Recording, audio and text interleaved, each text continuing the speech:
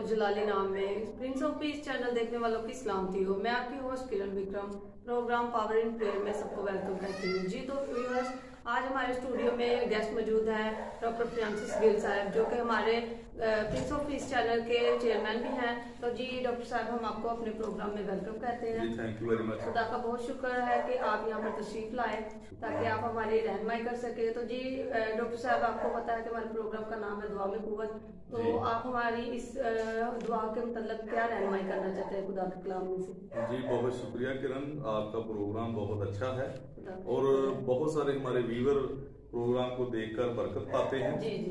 और इसका नाम ही बहुत खूबसूरत है प्रोग्राम का, पावर इन प्रेयर। जी जी। यानी दुआ में कुव्वत है, दुआ में ताकत है। जी जी। तो आज हम कलाम खुदा में से पढ़ेंगे कि खुदा का कलाम इस हवाला से हमारी क्या रहनुमाई करता है। जी। हम मज़ामीर की किताब में से पढ़ेंगे, ज़बूर नंबर 130 है। जी। ऐ खुदावन, मैंने गहराओं में से तेरे हजूर फरियाद की है।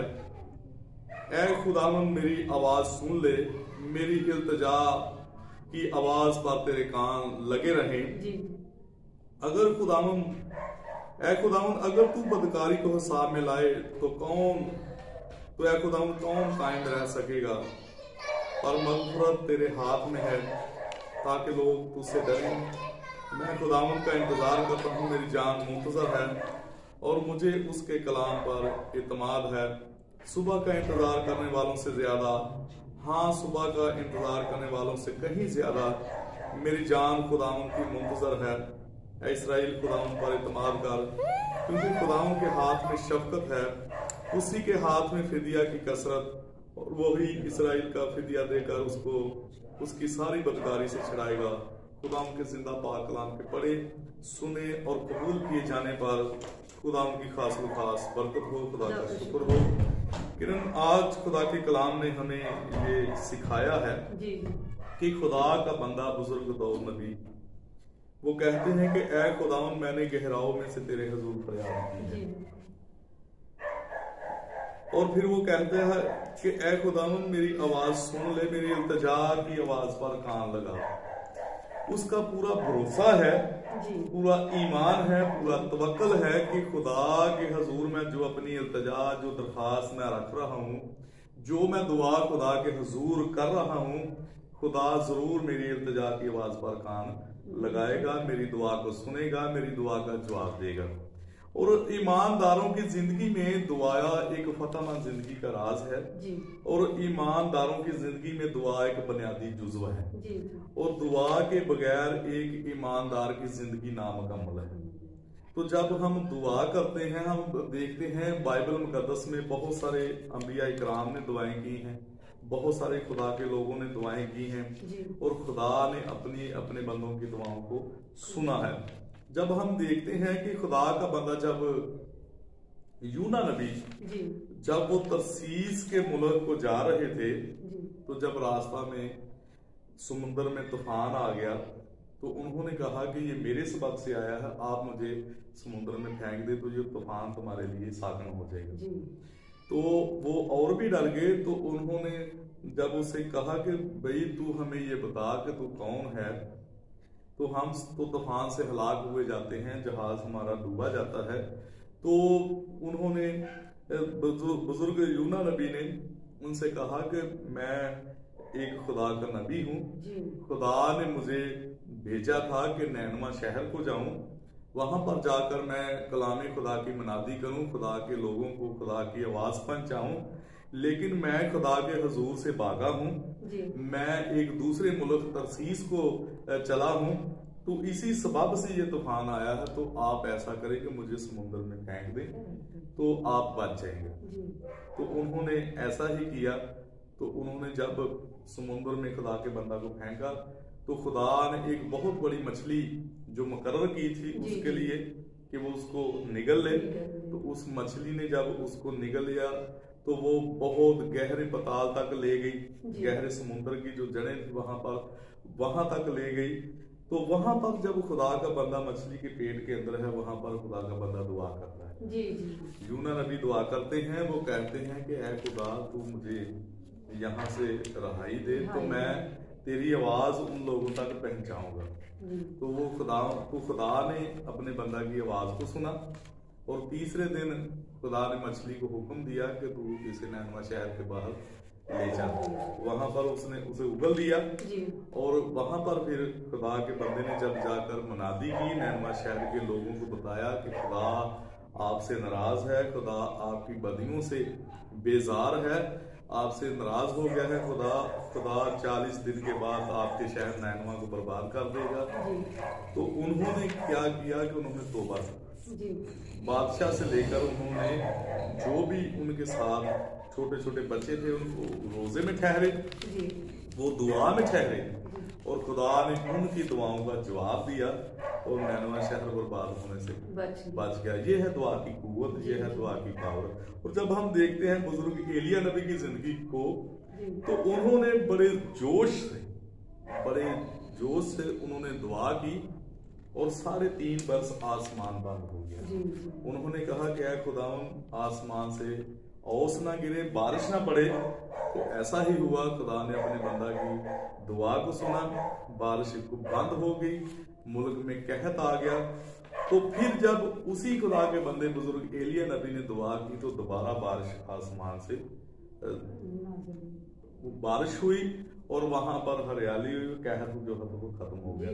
तो ये है दुआ की पावर, दुआ की कुव्वत। दुआ, खुदा हमारी दुआओं को सुनता है, उसका जवाब भी देता है। जब हम बुजुर्ग हन्ना की जिंदगी को देखते हैं, तो उन्होंने बड़ी दिल सोजी से, बड़ी दिल की गहराई से, बड़ी खुदा के हुजूर जब वो जाकर हैकल मुकद्दस में दुआ कर रही थी, तो वो अपनी दुआ में खुदा के साथ इतना मगन थी कि एली जो काहिन था उसको ये पता ही नहीं चला कि ये औरत दुआ में मगन है या इसने कोई नशा वगैरह किया है। तो उसने कहा कि नशा करके खुदा के घर में आना ये रवा नहीं है। तो बुजुर्ग हन्ना ने जवाब दिया कि ऐ मेरे मालिक, मैं तो एक दुखिया औरत हूँ, मैं अपने दुखों के सबब से मैंने तो अपना दुख खुदा के हुजूर अंडेला है, मैंने खुदा से दुआ की है, तो मैं खबीस औरत नहीं हूँ, मैंने कोई नशा नहीं किया, मैं खुदा के हुजूर मैंने अपना दिल अंडेला है। इतनी उन्होंने दिल सोजी के साथ दुआ की कि एली काहिन को गुमान हुआ कि शायद इस औरत ने कोई नशा वगैरह किया है, लेकिन वो दुआ में इतनी मगन थी, वो खुदा के हुजूर, खुदा के साथ इतनी वो खुदा के हुजूर बातें कर रही थी रूह से, कि वो अपने आप को संभाल ना सकी कि एली काहिन को ये शक हो गया। लेकिन खुदा ने उसकी दुआ को सुना, और बुजुर्ग सैमुअल नबी जैसा खुदा का बरगजीदा नबी अता किया, और फिर उन्होंने खुदा के हुजूर उसको पेश किया। तो ये दुआ हमारी जिंदगियों में, दुआ का होना बहुत जरूरी है। दुआ और रोजे के बगैर हमारी जिंदगियां नामुकम्मल हैं, हम रूहानी बेदारी नहीं हासिल करते। जब हमारी जिंदगी दुआया जिंदगी होगी, तो ही हम अपने लिए भी बरकत जिंदगी में रखेंगे, और दूसरों के लिए भी हम बरकत को मांग सकेंगे, दूसरों के साथ हम बरकत को शेयर कर सकेंगे, दूसरों के साथ हम बरकत बांट सकेंगे, दूसरों को हम बरकत देने वाले बन जाएंगे जब हमारी जिंदगी दुआया जिंदगी होगी। तो जी पादी साहब, आपका कलाम बहुत यानी कि हमारे लिए रूहानी है, और बहुत ही खुदा का शुक्र करते हैं हम कि इस कलाम के वसीला से हमने बहुत बरकत पाई। तो आप इस पैगाम के मुतल्लिक से आजकल के लोगों को, जो यानी कि फ्रेंड्स हमें देख रहे हैं, व्यूवर्स देख रहे हैं, उनको क्या मैसेज देना चाहेंगे आप? मेरा यही मैसेज है तमाम अपने व्यूवर्स के लिए जी, और खास तौर पर यंग जनरेशन के लिए जी, यूथ के लिए, नौजवानों के लिए जी, जी। मेरा ये पैगाम है कि खुदारा आप दुनियावी कामों को जी, जो आप दूसरे बुरी रवशों की तरफ जा रहे हैं जी, बिल्कुल। आप मोबाइल का मिस यूज करते हैं जी, बुरी रवशों की तरफ जाते हैं, आप नशा जैसी बातों की तरफ जाते हैं, आप वालिदैन की इज्जत नहीं करते जी, कदर नहीं करते जी। तो आप ऐसी बातों को छोड़ें, आप खुदा के कलाम की तरफ अपने ध्यान को लगाएं, आप अपने खुदा के कलाम को पढ़ें, आप खुदा की तरफ आए, खुदा के कलाम की तरफ आए। जब आप कलाम को पढ़ेंगे, इसके मुताबिक अमल करेंगे, क्योंकि खुदा के कलाम में मुखाशफा की किताब में पहले बाब में लिखा है कि नबूवत की इस किताब का पढ़ने वाला इसको सुनने वाले, उस पर अमल करने वाले मुबारक मुबारक हैं। तो जब आप खुदा के कलाम को पढ़ेंगे, सुनेंगे, इस पर अमल करेंगे तो आप मुबारक होंगे और आप बरकत पाएंगे। जी, तो थैंक यू पाजी साहब आपका इस मैसेज के लिए। तो आए हम अपने सरों को झुकाएं और डॉक्टर साहब के साथ मिलकर दुआ करें। कदूस मेहरबान रब्बुल इज्जत पाक खुदा, हम बड़ी आज़िज़ी के साथ तेरी हजूरी में झुकते हैं, तेरी शुक्रगुजारी करते हैं प्रिंस ऑफ पीस टीवी के लिए, सारी खिदमात के लिए, उस अच्छे विजन के लिए जो तूने अपने बंदों को अता किया है।